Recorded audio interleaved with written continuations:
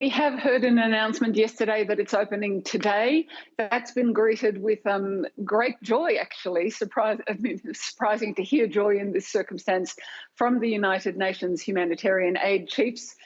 For two reasons. One, it speeds up the things enormously because the inspection can happen. And I think what the UN wants is what used to happen before, which is the trucks would just go straight in from there. At the moment, the Israeli plan, is to do the checking. In fact, they say they're doing the checking and they've checked hundreds of vehicles, and it's not their fault that they're not getting in. They send them off to Rafah, and Israel blames the United Nations and Egypt for not getting them into the civilians quickly enough.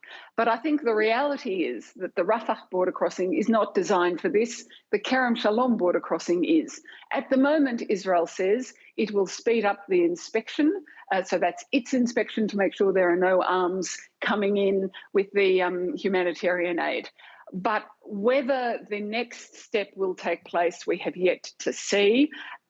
If it does, what one of the UN humanitarian aid chiefs, Martin Griffiths, described, it would be a miracle. You don't often hear that word in the past 67 days coming out of the United Nations in anything to do with Gaza.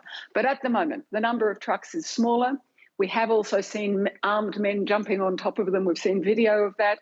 Israel says they're Hamas creaming off some of this aid. For whatever reason, much less aid is reaching very needy Palestinian civilians who are going hungry, who don't have sufficient shelter, who don't have sufficient sanitation. All those problems are not being addressed quickly enough, and perhaps this is one step that might see that happen, by the way, under pressure from Washington.